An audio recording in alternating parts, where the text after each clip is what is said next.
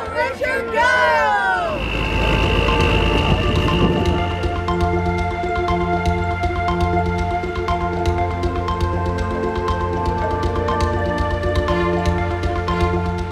What is that, my RV friends? I've never seen anything like that at a campground. Looks like RV Destinations is taking you on another exciting adventure. But where are we? And did you see that vehicle up ahead? And who is Richard? All I can say is fasten those seatbelts, check those tires, and don't forget the oil, because this time, my RVers, we will be traveling into the wilds of Thurmont, Maryland. That's right. We've traded our RV for a deuce and a half. Get ready for an awesome journey. Hold on tight, because this time, Richard is doing the driving. I hope you love animals, RV friends, because today you will get a chance to get up close and personal with some of the most amazing animals you've ever seen. So, where can you find these wonderful creatures? Here's Chuck Eichels and Mary Ellis to explain. We are at the Catoctin Wildlife Preserve in Thurmont, Maryland. The Catoctin Wildlife Preserve it stands on about 55 acres. We are a wildlife preserve where we display out about 450 different types of animals, of almost 300 species. Our mission statement is bringing people and animals closer together, and I think we do a great job at this. Well, most of the park is self-guided. We have wonderful educational graphics throughout the park that you'll be able to understand what the animals are all about, where they're from. We also have our safari, which is a guided tour where you'll be able to get on our safari vehicles and go through our 35 acres and 4 different paddocks with lots of different animals and wonderful guides that will tell you all about the animals. I'm our head keeper right now, and I mostly take care of our hoofstock animals. So every morning I come in and I just make sure everybody's happy and healthy, and then I go through, I do all the daily cleaning, all the daily diets, and then I run the safaris. And then after all the safaris, it's kind of the same thing, making sure everybody's good before we leave for the day. No 2 days are the same, and it's really challenging and it's really difficult, but it's a good challenging and it's good difficult, and I love the animals. They're like my pets and like my best friends. I believe that every person has to come here and do our safari. The safari is just such a great, unique opportunity, especially in this region, if not throughout the whole entire nation. You're never going to get an experience like this. We have everything from one of the largest venomous collection of snakes on this side of the Mississippi. We also have a wide variety of unusual animals, like our fossa, or we have greater kudu. Our American bison are just awesome. They're on our safari. We have gray armed macaques, also known as elk criada. We are the only institution in the United States that are actually displaying them. We have animals from Australia, from Thailand, from Indonesia, as well as the United States. It's this natural feeling when you walk through. It's a park-like setting. It's just every day, it's a beautiful day. I mean, the trees are gorgeous, the facilities are gorgeous. The animals are just unbelievable. Every day I can walk through the park and I see something different every single day. Catoctin Wildlife Preserve, bringing people and animals closer together. That's their mission statement, and it really is true. Where else in Maryland can you get up close and personal with so many different kinds of animals? And we love them all. But I'll let you in on a little secret. We saved our favorites for last. Richard, take us to the alligators. Hi, I'm James with the Catoctin Wildlife Preserve, and today we're going to feed some American alligators. We feed them a variety of things. Reptiles have very, very slow metabolism, so they just don't need to move around very much. Basically, if there is no pressing need for them to move, they are not going to. So they'll just sit there all day long. If they get too cold, they'll go sit in the sun. If they need to warm up. If they get too hot, then they'll go sit in the shade or go swim in the water. So only moving when they need to. Of course, during the warmer months, they're pretty much fine to be out. Alligators do naturally hibernate in the winter. Okay. So what they'll do is they'll dig holes deep into the ground, and it'll stay around 40-50 degrees in there, okay, which is cool enough that they don't need to eat at all, and their metabolism shuts down to almost nothing, but still warm enough, just warm enough to keep them alive. So what we do here is we actually have a building that we'll take them to, and they'll be in there. We'll keep it right at around 50 degrees, and then they'll be fine all winter in there. Catoctin Wildlife Preserve, only an hour's drive or so from Baltimore and Washington, D.C. Well worth a stop on your RV adventure. Our next stop, Smoketown Brewing Station, not far from Thurmont in Brunswick, Maryland. Owner David Blackman shares his fire station turned brewery, where his favorites, wings, pizza, burgers, Bavarian pretzels, and, of course, beer, are served. I bought the building 2014, and we live in the area, about a mile from here, and we wanted to bring something a little refreshing to Brunswick, try to rebuild the downtown area and go along with the outdoor activities. So in 2015, I formed Smoketown Brewing Station, and we've been open for a little over 2 years and 2 months at this point. We are on mile marker 55 of the C&O Canal, and we're the only brewery on the C&O Canal from Pittsburgh to DC, next to the river, as you know. And so far it's been good. We make all of our beers in-house. We have 18 beers running. We can seat 90 people. We have a bar menu, light pub fare basically. We're trying to get to 24 beers probably in the next 2 or 3 months. We're 1.1 mile from the campground, so we have a lot of folks that walk. It's a really nice walk along the canal, shaded, and we're easy to get to. Yeah. Smoketown Brewing Station.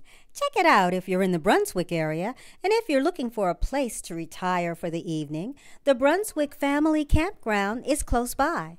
Here are Natasha and Lee Bailey to show us around. We're at the Brunswick Family Campground. We have both wooded sites and field sites here, so people can kind of pick what kind of environment they want to be in.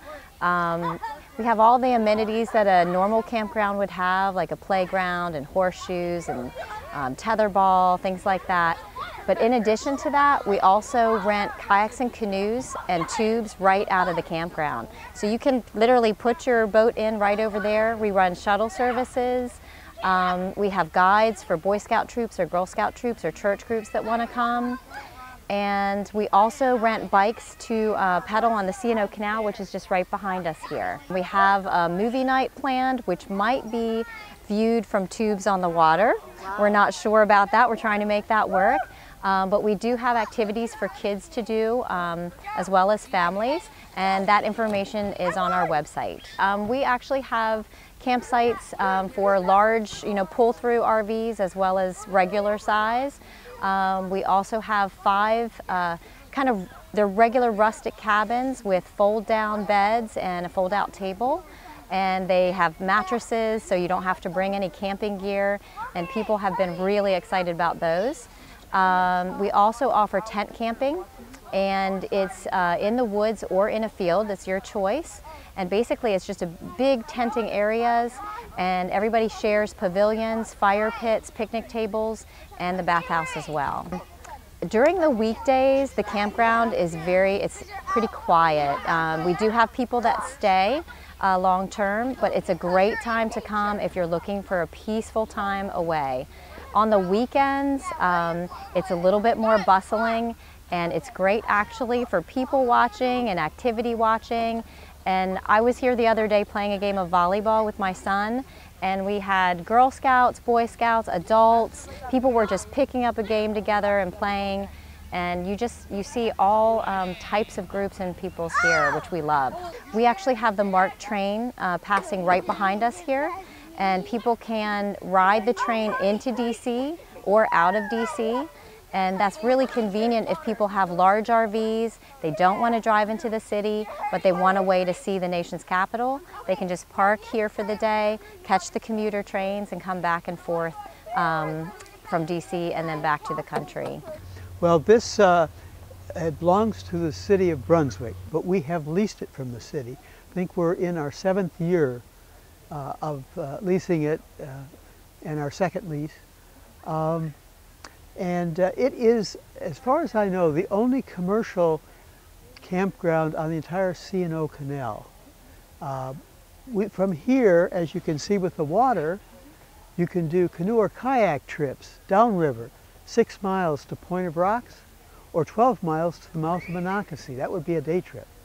And upriver, we've got a whitewater section that you can run from the 340 bridge on the Potomac down to here. And that one is famous for birds. There's Bird Sanctuary Island, and it's quite large. And you go behind it, there's generally about 40 great blue heron. And it's also a good sighting waterway for bald eagles. In fact, in this section of the river now, I've been told there's an overpopulation of bald eagles. And I said, well, and this is from the National Conservation Training Center scientists, I said, how can you say that? And they said, because the males are fighting for territory. So if you're out on the river on one of our trips, you have a very good chance of seeing a bald eagle in flight or just perched on a limb looking down at you. On the other side of the campground is the C&O Canal, which goes from Georgetown all the way up to Cumberland, 184 miles. And we have bikes here that we rent, and you can bike on the canal. The most popular ride is 6 miles from here to Harper's Ferry. There's some bike stanchions up there. You can park your bike, go across the bridge into town, and have some ice cream or enjoy lunch, tour the town, and at your leisure, return by bike to the campground. I think my favorite thing to do, and in my generation, it's pretty much the canoe. Okay. You know, people that are maybe 15, 20 years younger than I am, they're all in kayaks. But us old farts, old guys, are in canoes. And I love to paddle down the river. There's lots of river islands and sandy beaches where you can pull up on and go for a wade or a swim. About 5 miles down, the Catoctin Creek comes in, and if you paddle up that, you can paddle, probably about half a mile to the Catoctin Creek Aqueduct, which is one of the most beautiful aqueducts in the entire C&O Canal stretch. Absolutely idyllic. What more can I say? Our RV trek into the wilds of Maryland continues after this. Stay tuned.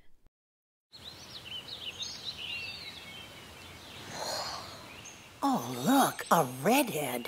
Staring contest.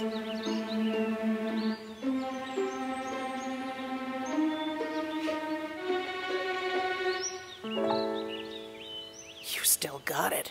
I know. Come alive with the forest. The dad was cute. You were looking right at us. Visit discovertheforest.org to find a forest near you.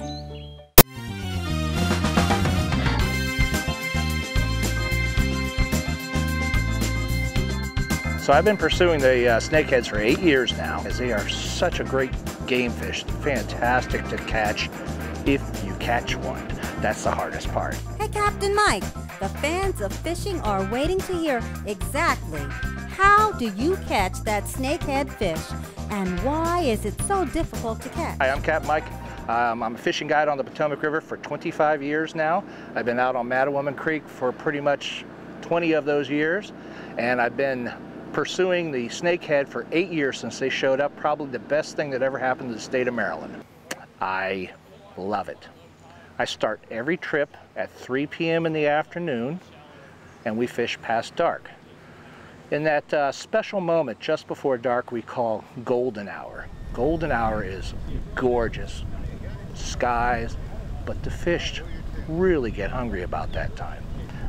They have tough mouths, they're very hard to hook, and when you see them rise up out of the water, that little 2-inch hump that speeds over to your lure and crushes it, very visceral, very visceral. We're finding that the snakeheads are very hard to hook, and you really got to set the hook hard when you feel the fish hit. So this is the jump frog. It's from Thailand. It's handmade in Thailand. It's got a double hook with a keeper. It's got a little bit of lead wrapped around the tail so it moves through the water. It'll actually sink if you let it. It has to move fast. Snakeheads are trigger fish. They trigger on fast moving baits.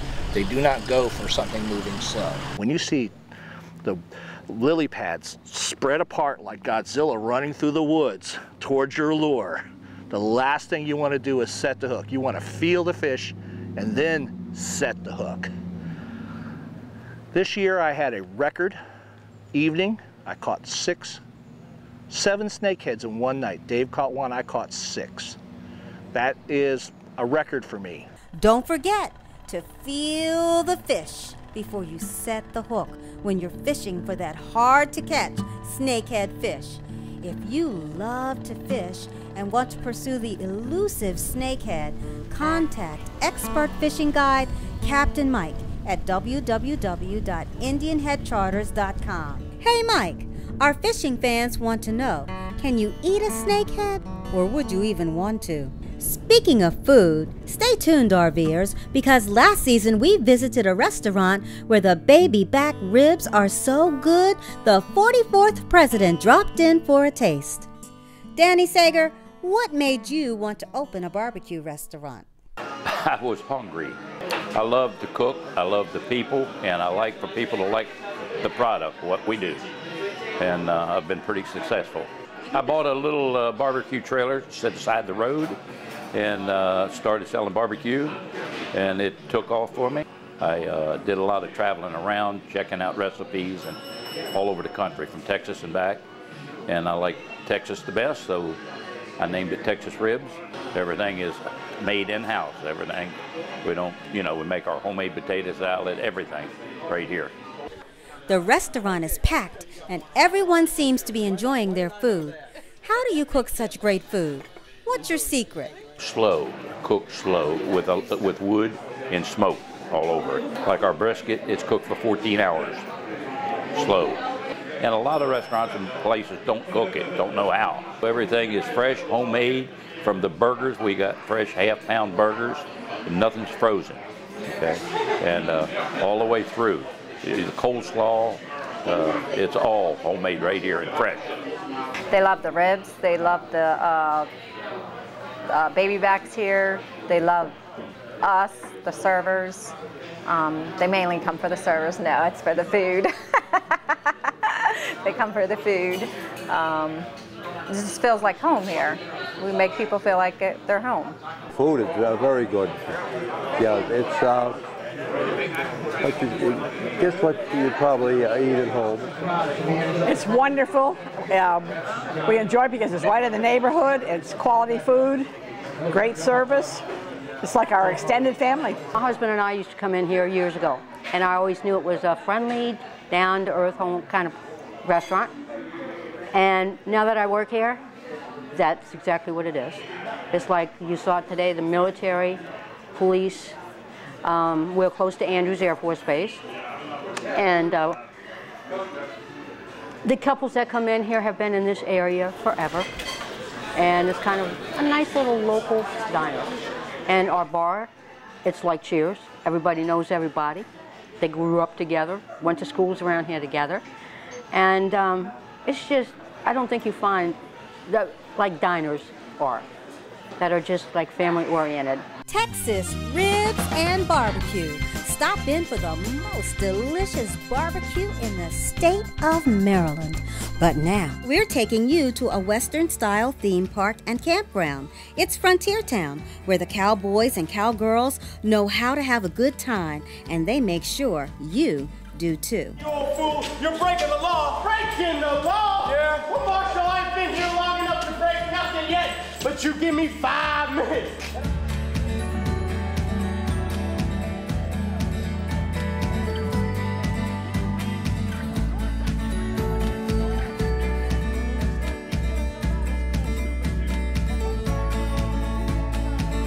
It's fun to see all the people like we're sitting up here just having a good time, enjoying themselves. Some of the people that have been here, I think we've gone back 4 generations of people coming back now and bringing their families, and it's really neat to see. We have a lot of people that keep coming back year after year after year.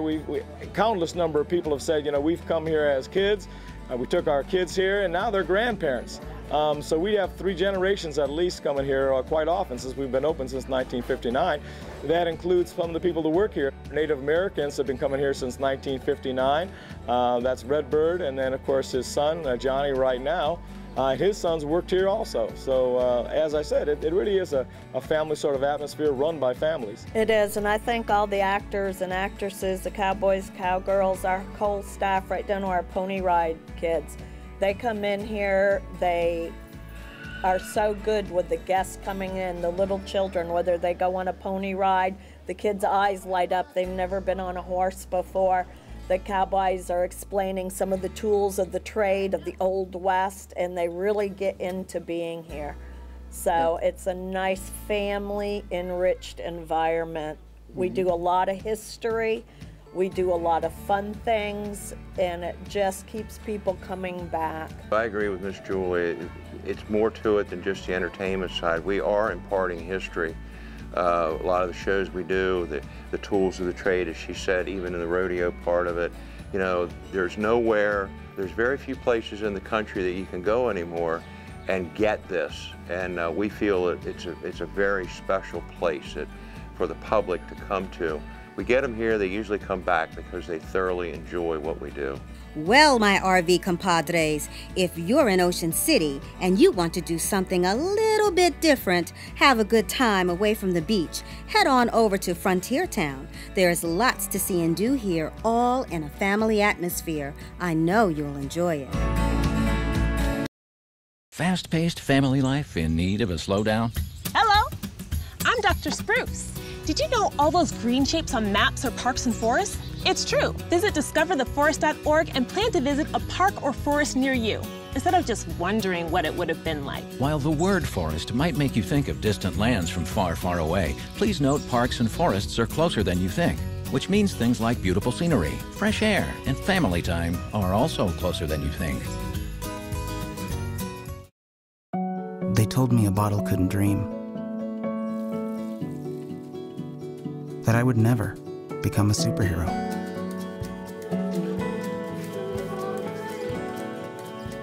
But I learned how to fly. Just to come back in a new disguise and be the hero that I've always wanted to be.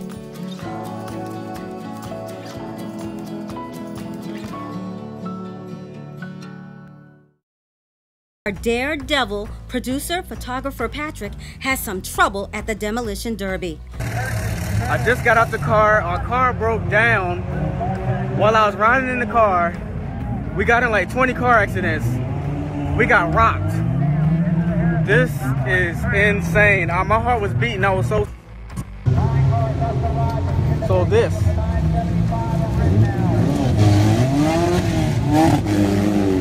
Yeah.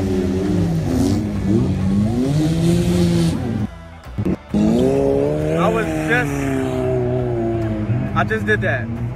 Oh my goodness, I had to get on here, I had to tell somebody. I was so glad that I had this cage for my camera because man, I'm telling you, we were getting rocked. We were getting hit. Then our car broke down, it was smoking, and we were sitting ducks in the middle of the track. And we were just getting hit, boom, boom, boom. It was insane. I think I'm getting ready to go back out again. Sounds like you had a smashing good time. But who are these crazy drivers, and why do they do what they do? That's what we do here at Arcadia. We just wreck stuff. We do all the stuff you wish you could do driving to work every day when that guy cuts you off or that guy's following you too close. We wish you could, you know, you're driving to work, you wish you could just slam on the brakes and that guy run into the back of you. You can actually do that here. You know, that guy cut you off, you wish you could just run right into the back of his car, run right into the side of his car. You can actually do that here. So it's just, we want these drivers, our drivers are phenomenal. I've been an announcer here for a long time, and our drivers, all of them love putting on a great show for our fans. And they just come out here and they want to tear stuff up. They have no problem going back to their pits, fixing stuff up and coming back out here and doing it all over again, either later tonight or next time. And these guys, you'll see cars out here that don't make it through the night tonight. they'll go home and they'll work on their cars and they'll get them back to 100% ready to go. And they'll come back here to 21st and do it all over again. And all we want to do is have fun, break some stuff, and have a good time. That's all it is. You know, we just want everybody to have a good time. Fans, drivers, everybody, have a good time.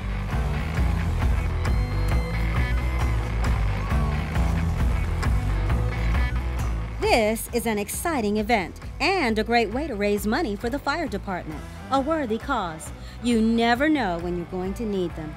Awesome. So that's our short track racing, and that's full contact. They're allowed to hit each other, they're allowed to bang into each other, all that kind of stuff. And then we also do a compact demolition derby and a full-size demolition derby, which is compacts are the 4- and 6-cylinder cars. The full-size are 8-cylinder cars. So they're the big pipes through the hood, the big demolition derby, what everybody thinks of. So we do a bunch of different stuff here. Not a lot of places, to my knowledge, are doing the racing part of it. If they have a demolition derby, they do demolition derby only. We kind of mix it up and do them mixed throughout the night. Plus we also do a Power Wheels derby, which is the kids with their little electric Power Wheels cars. And we put balloons on the front and the two sides, or excuse me, we put balloons on the front, the passenger side, and the back. And the object for them is to pop the balloons instead of tearing up their cars, which is a little bit kind of hard to do because they're not moving real fast. Their object is to pop the balloons, and whoever doesn't have balloons popped at the end of the night or at the end of the race, whatever, we break them up into 2 age groups, and they go out and have demolition derby for the kids too. So we do a bunch of different stuff here. So, if you feel the need to let off a little steam, tear stuff up, or just smash and crash a little bit, try the Arcadia Demolition Derby. It just might be for you. Hope to see you on the road.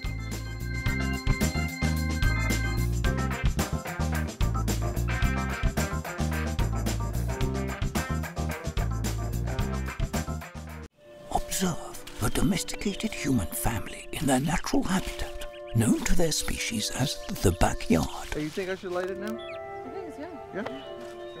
Oh dear, someone is about to burn a pile of debris that's too tall, which can start a wildfire. Wait, could it be? Blimey, it is. It's Smokey. It's Smokey Bear. What a legend. Hey, it's Smokey. Sorry, it was too high. Right. Watch as he astutely ensures that there's no wind, and how he removes some of the debris to create a smaller, safer burning pile. No, you said make it bigger, baby. The bigger the better. Take note of our fearless furry friend here, humans. I appreciate it. Fist bump. Watching you. Smokey's done it again. Bye, Smokey. Only you can prevent wildfires.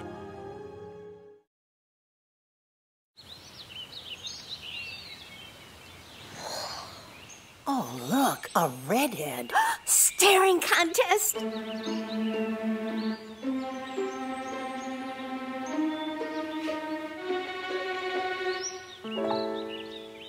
You still got it. I know. Come alive with the forest. The dad was cute. You were looking right at us. Visit discovertheforest.org to find a forest near you.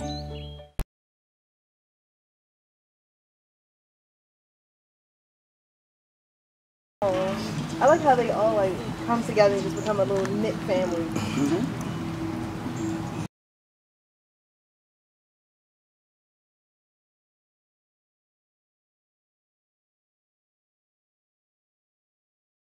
I'm like, cool. You go down, move on next one. Yeah.